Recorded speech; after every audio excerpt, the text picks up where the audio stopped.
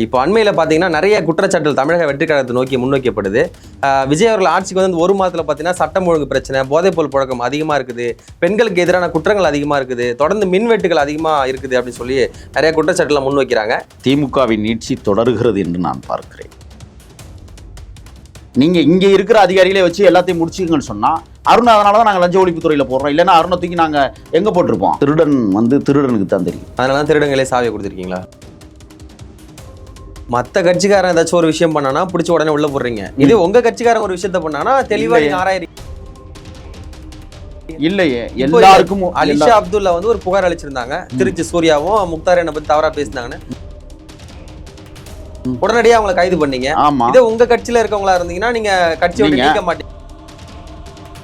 திமுக என்ன பண்ணாங்களோ அதுதான் நீங்களும் பண்றீங்க. அப்படிதான் இருக்குது. இது அப்படி இல்ல. அவங்க 2.5 வருஷம் கழிச்சு கொடுத்தாங்க, நாங்க 2.5 மாசம் கழிச்சு கொடுத்தாலுமே அது ஒண்ணுதான். இல்ல சார், 1 ரூபாய் திருடினாலும் திருடுனா, 100 ரூபாய் திருடினாலும் திருடுனா, 1 கோடி ரூபாய் திருடினாலும் திருடுனா.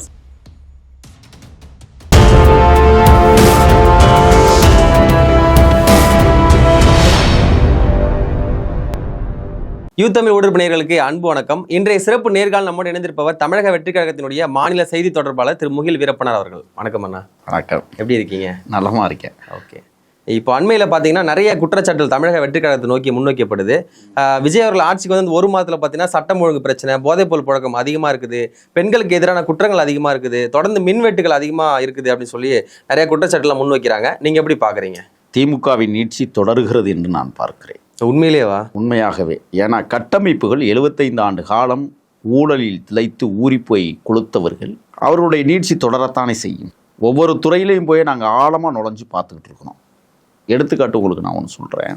மதுபான கடைகளில் உற்பத்தியாளர்கள் கொடுக்குற நிதி இதுவரை கட்சிகளுக்கு சென்றிருக்கிறது யாருக்காவது தெரியுமா? இன்னைக்கு தமிழக வெற்றி கழகம் அதை கண்டுபிடித்திருக்கிறது.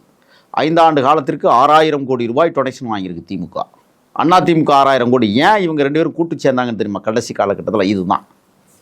இதெல்லாம் கண்டுபிடிச்சி வெளி உலகத்திற்கு கொண்டு வந்து விடுவார்கள் என்கிற ஒரு பெரிய விடயத்தை அவர்கள் ஒரு அஜெண்டாவை உருவாக்கி 2 பேரும் கூட்டு சேர்ந்து நம்ம 2 பேரும் ஆளலாமே ஒழிய வேற எவனும் உள்ளே வந்துடக்கூடாதுங்கிறதுல ரொம்ப கவனமாக இருந்தாங்க.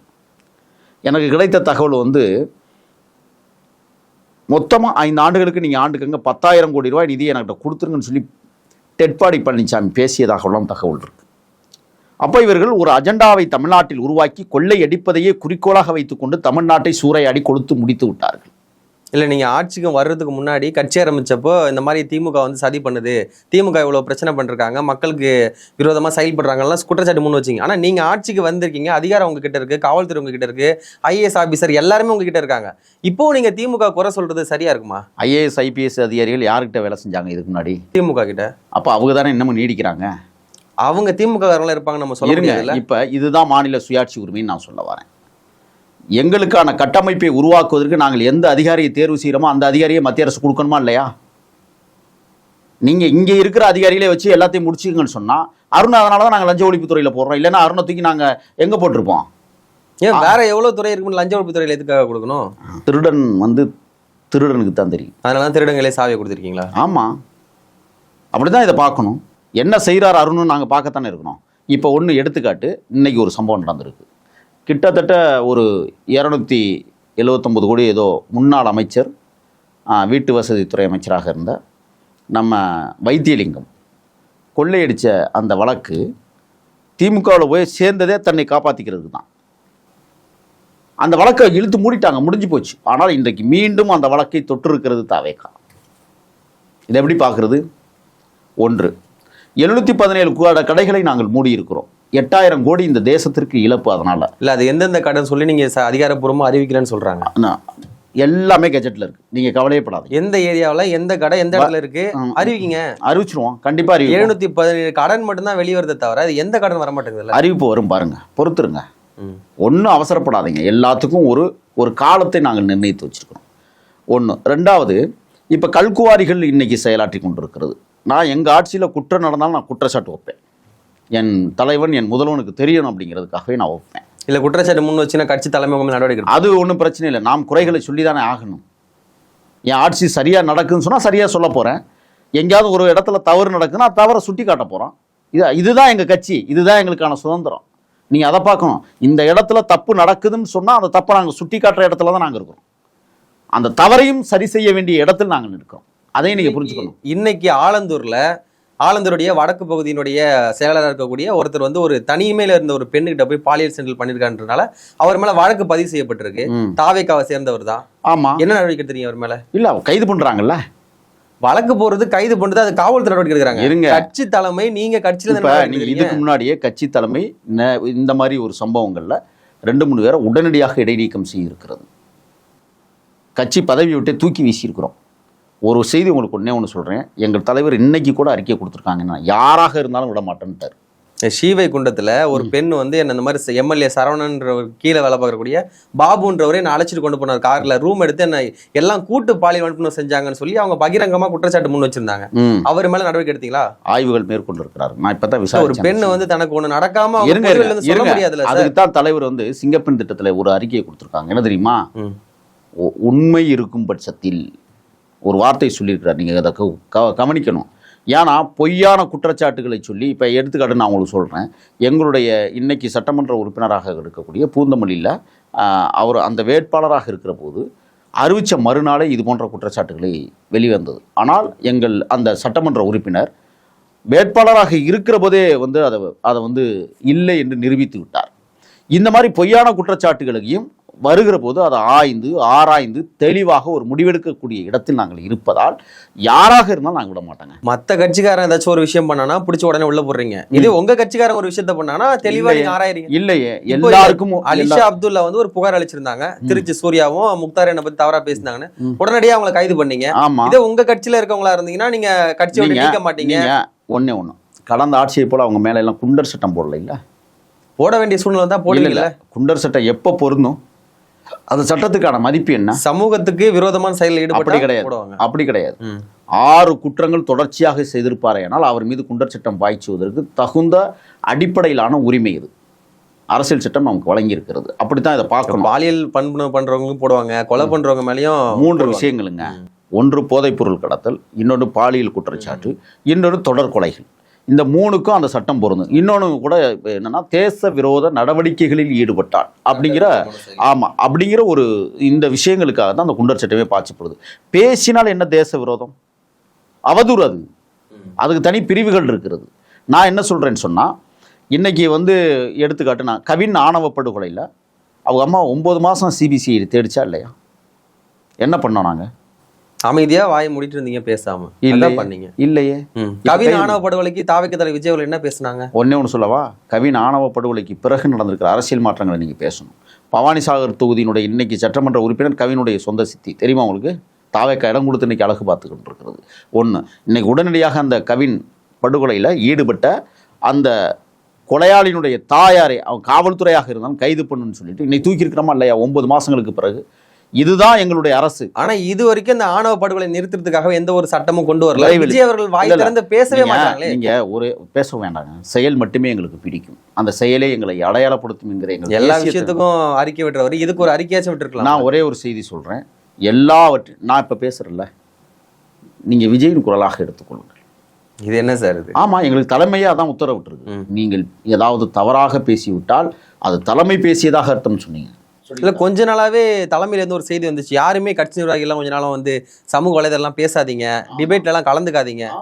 என்ன காரணம்? அதுக்கு நாங்க ஏதாவது ஒரு இப்ப கூட்டணி இப்ப சேர்ந்திருக்காங்க, நாங்க கூட்டணிக்குள்ளே ஏதாவது ஒரு குழப்படி உருவாக்கிட்டா, இப்ப பேசி ஏதாச்சும் பிரச்சனை உருவாக்கிவிட்டா அந்த வாய்ப்புகள் வரக்கூடாது என்பதற்காகவே எங்களுக்கு ஒரு வாய்ப்பூட்டு சட்டம் அல்ல, அமைதிப்படுத்துதல். இது எப்படி ஈழத்தில் தங்கள் ஆயுதங்களை மௌனித்தார்களோ அதை போல எங்களை நாங்கள் மௌனித்துக் கொண்டோம் 1 மாத காலமாக. அந்த போர் நிற்கவில்லை, இந்த யுத்தமும் இங்கே நிறுத்தப்படவில்லை, தொடரும் என்பதற்காகத்தான். இப்போ நான் வந்துட்டல்ல, என் கட்சி தலைமை அறிவிச்சிருக்கல, நீங்கள் போய் பேசுங்கன்னு சொல்லியிருக்குல்ல, நான் வந்துட்டல்ல. அதனால் இப்போ நான் என்ன சொல்கிறேன்னா, இன்னைக்கு ஆட்சி அமைந்து இன்னைக்கு 32வது நாளில் மிகப்பெரிய வரலாற்று சாதனைகளை எங்கள் கட்சி, தமிழக முதல்வர் மாண்புமிகு மரியாதைக்குரிய எங்களுடைய அண்ணன் தெளிவாக ஒவ்வொரு விடயத்தையும் கையாண்டுகிட்டே இருக்கிறார். இல்ல, அப்படிலாம் நடக்கல. மாறாக வந்து இங்க மின்வெட்டு பிரச்சனை தான் அதிகமா இருக்குது.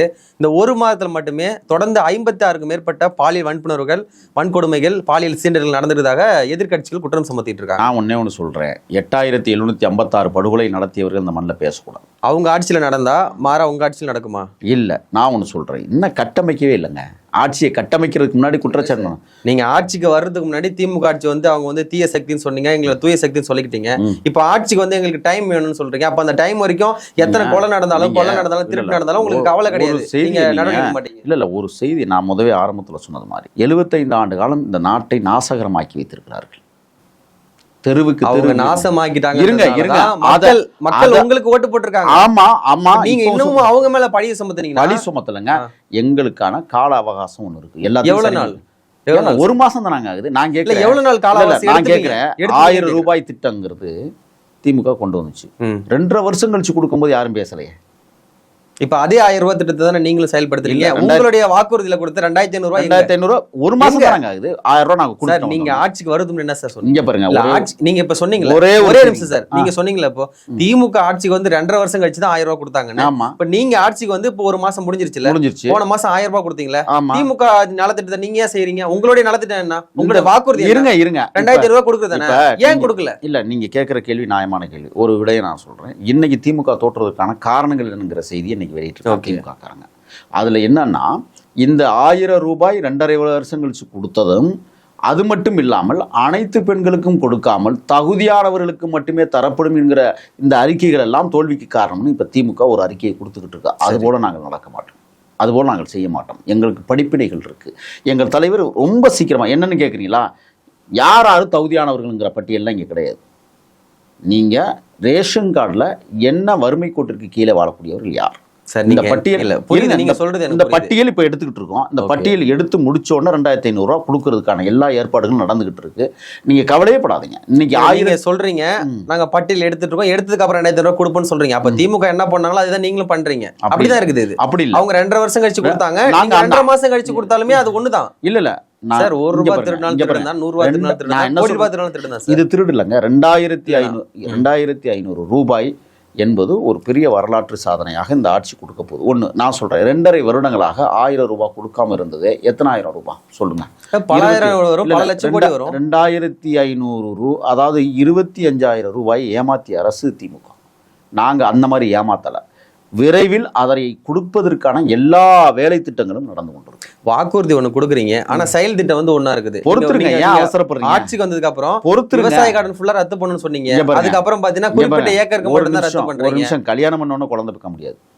இதை நீங்க ஆட்சிக்கு வரதுக்கு முன்னாடி சொல்லிருக்கணும். இல்ல வந்த உடனே எங்களால புள்ள வைக்க முடியாது, எங்களுக்கு கொஞ்சம் டைம் கொடுங்க, நாங்க லேட்டா தான் புள்ள வைப்போம் நீங்க சொல்லிருக்கணும். இந்த திட்டங்களை நிறைவேற்றுவோம் தான் சொல்லியிருக்கிறோம். வந்த உடனே நாங்க நிறைவேற்றோம்னு எந்த இடத்துல 5 வருஷம் முடியும் போது நிறைவேற்றுவீங்களா? அது எப்படி நாங்க 5 வருஷம் இழுப்போம்? 5 வருஷம் இழுத்தோம்னா மக்கள் எங்களுக்கு வந்து என்ன கொடுப்பாங்கன்னு தெரியும்ல. கண்டிப்பா பை எலெக்ஷன் கூட வருது, அதுலயே உங்க ரிசல்ட் ஆமா தெரிஞ்சு போகும். நீங்க வந்து காங்கிரஸ் கூட கூட்டணி வைக்க மாட்டேன்னு சொல்லி தான் நீங்க தனிச்சு நின்று தான் நீங்க வந்தீங்க. உங்களுடைய நிர்வாகிகள் சொல்லியிருக்காங்க சார், காங்கிரஸ் கூட நாங்க ஒரு நாளும் கூட்டணி வைக்க மாட்டோம் சொல்லி உங்களை போன்றவங்க கட்சி சார்ந்த பேச்சாளர்லாம் சொல்லியிருக்காங்க. அப்படி இருக்கும்போது நீங்க தனிச்சு நிக்கிறீங்க, உங்களை நம்பி மக்கள் வாக்கு செலுத்துறாங்க. ஜெயிச்சதுக்கு அப்புறம் நீங்க என்ன பண்றீங்க? காங்கிரஸோட கூட்டணி அடிச்சுக்கிறீங்க, அதிமுகவை கூட்டணி அடிச்சுக்கிறீங்க. அதிமுக ஊழல் சக்தின்னு சொன்னீங்க. இன்னைக்கு அந்த ஊழல் சக்தி எல்லாம் கறந்த பால் மாதிரி வெள்ளையாயிட்டாங்களா சார்? நான் கேட்கிறேன், ஏன் விஜயபாஸ்கர கட்சிக்குள்ள சேர்க்கலாம் சொல்லுங்க? அவர் டிமாண்ட் வச்சிருப்பாரு, அதை செய்ய முடிஞ்சிருமா? நீங்க சேர்த்துக்க டிமாண்ட் இல்ல, அவர் செய்த ஊழல்கள் எங்களுக்கு தெரியும். புரியுதுங்களா? செங்கோட்டையன் ஊழல் பண்ணலையா? என்ன ஊழல் நிரூபிக்கப்படும்? செங்கோட்டை நேர்மையானவரா? இல்ல நேர்மையான சொல்லுவோம், அவர் நேர்மையற்ற நான் நிரூபிக்கிறேன் சார். அவர் நேர்மையான நீங்க சொல்லுங்க பாப்போம். நேர்மையானவர் தான். எதுல அவர் நேர்மை தவிர? சார், வாச்சாத்தியோட சூத்திரதாரி அவர் இல்ல சார். நீங்க வாச்சாத்தியில வன்கொடுமை நடந்துச்சா நடக்கல? நீங்க மனசாட்சி படி சொல்லுங்க. நீங்க பேசுவதே தப்பு. அங்க வாட்சாத்தில கிட்டத்தட்ட 4 துறைகள் தலையிட்டு இருக்கு. வருவாய்த்துறை தலையிட்டு இருக்கு, எல்லா துறையும் தலையிட்டு சார். அந்த துறையை சேர்ந்தவங்க நான் கேக்குறேன், அந்த துறையை சேர்ந்ததா சார் பெண்களை கற்பழிச்சாங்க? அப்படி அப்ப காவல்துறையும் சேர்ந்து கற்பழிச்சு எல்லாருமே தான் இருக்காங்க. 18 பெண்களை ஜெயலலிதா பத்தி பேச மாட்டேங்கிறீங்க? வருவாய்த்துறை கற்பழிச்சிருக்கு சார். அப்போ வனத்துறை அமைச்சரா இருந்தது இவர் தானே, செங்கோட்டையன். வனத்துறை மட்டும் இதுல பொறுப்பு இல்லங்க, வருவாய்த்துறையும் தலைமையும் பொறுப்பு தான். அப்புறம் வனத்துறையும் பொறுப்பு இல்ல. நீங்க எல்லாத்தையும் பேசுங்கன்னு தான் நான் சொல்ல வரேன். ஜெயலலிதாவை ஏன் பேச மாட்டேங்கிறீங்க? ஜெயலலிதாவை அவங்க தானே உள்துறை. ஜெயலலிதா ஆட்சி நேர்மையான ஆட்சி நம்ம சொல்ல கிடையாது சார். ஜெயலலிதா ஆட்சியில வந்து ஊழல் நடந்திருக்கு. ஆனா அவங்க ஆட்சியில இருக்கக்கூடிய அந்த முக்கியமான நபர்களை நீங்க வந்து சேர்த்துக்கும் போது நீங்களும் ஊழல் சக்தி தானே. எந்த இடத்திலும் செங்கோட்டையனார் மீது நீதிமன்றங்கள் இவர் குற்றம் உள்ளவர் என்று அறிவிக்கப்படவில்லை. ஊழல் வழக்கு இருந்தா மட்டும் அவர் நல்லவர் கிடையாது சார். ஊழல் வழக்கு மட்டும் இல்லாம இருந்தா ஊழல் வழக்கே இல்லையே. அவர் தான் சொல்றல, வாச்சாத்தில அவர் சூத்திரதாரி அவர் தான். அங்க சட்டமன்றத்துல பேசியிருக்காரு சார், அங்க எந்த ஒரு வன்கொடுமையும் நடக்கல, அங்க எந்த மக்களுக்கு எந்த அநீதியும் நடக்கல அப்படி பேசியிருக்காரு. அவர் எப்படி நல்லவரா? அது பேசியது தவறுங்கிறத நானே ஒத்துக்கிறேன். அப்படி பேசியிருக்க கூடாது அந்த காலகட்டத்தில். இன்னைக்கு பேசுவார் அவர் எப்படி நேர்மையா இருப்பார்? இல்ல நான் கேட்கிறேன், ஒரு அப்படிலாம் சட்டமன்றத்துல பேசுறவர், அவை குறிப்புல வரும் தெரியும், இப்படிலாம் உண்மைக்கு மாறா பேசுறவர் எப்படி நேர்மையா இருப்பாரு? நான் கேட்கிறேன், 1ஆவதுல ஃபெயில் ஆனவன் 9ஆவதுலயும் ஃபெயில் ஆக மாட்டான்.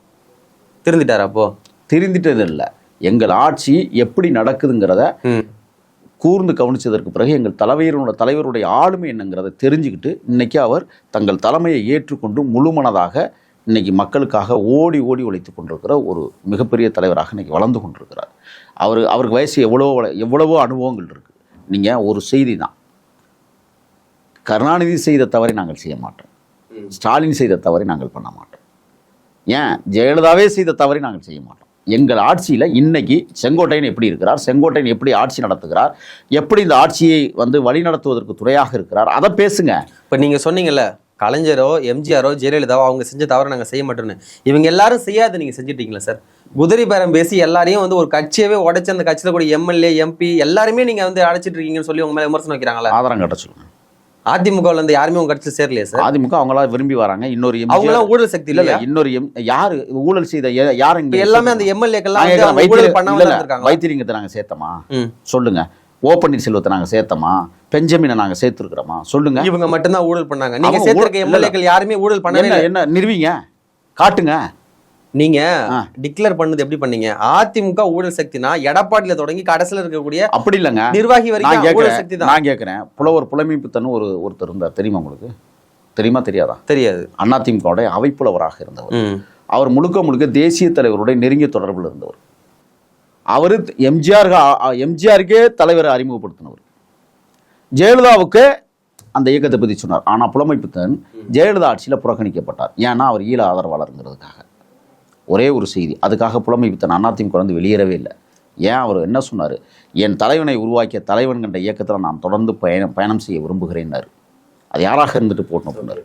அப்போ புலமைப்புத்தன் எவ்வளவு தூய்மையான ஒரு நேர்மையான மனிதராக இருந்தாலும் ஜெயலலிதா ஆட்சியில் எண்ணற்ற பேர் மோசமான ஆட்களோடு தான் அவர் ஆட்சி கட்டில் அவைப்புலவராக விளங்கினார்.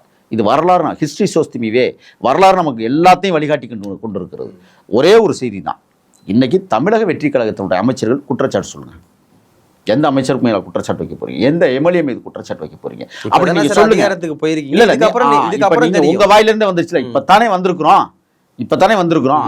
இனிமேலும் எந்த ஒரு நான் நல்லது செய்யறதுக்கு எதுக்கு சார் டைம் வேணுமே? ஊழல் அவங்க செஞ்சிருக்காங்களான்னு பாக்குறது கொஞ்சம் டைம் எடுத்துக்கலாம். பாருங்க, ஒரே ஒரு செய்தி, ஆழ்துளை கிணறு போடுகிற போது கூட மேலே இருந்து கணிக்கக்கூடிய அந்த கருவிகள் சற்று யோசிச்சு தான் நம்மளுக்கு தகவலை சொல்லும். பாறைகள் இருக்கு, இந்த இடத்துல கருங்கருக்கு இருக்கு, இந்த இடத்துல களி இருக்குன்னு சொன்னதுக்கு பிறகுதான் போடுவோம். பூமியை தோண்டா எங்கே வேணாலும் தண்ணி வரும் அப்படிங்கிற நோக்கத்திற்காக இல்லை. இன்னைக்கு எங்களது ஆட்சியில் ரொம்ப தெள்ள தெளிவாக ஒவ்வொரு விஷயத்தையும் வெள்ளை அறிக்கை நாங்கள் விரைவில் வெளியிட போகிறோம். இந்த வெள்ளை அறிக்கை எப்படி நாங்கள் வெளியிட முடியும்? கடந்த கால ஆட்சியாளர்கள் செய்த சூழ்ச்சிகள் என்ன, சூதுகள் என்ன, வன்மங்கள் என்ன, எவ்வளவு கொலைகள் நடந்திருக்கிறது, எத்தனை கொள்ளைகள் திட்டமிட்டு தீட்டப்பட்டிருக்கிறது, இது எல்லாத்தையும் கொண்டு வருவதற்கு எங்களுக்கு இன்னைக்கு 32 நாள் தாங்க ஆகுது. நிறைய தகவல்கள் பகிர்ந்தீங்க, மிக்க மகிழ்ச்சி. நன்றி. நன்றி.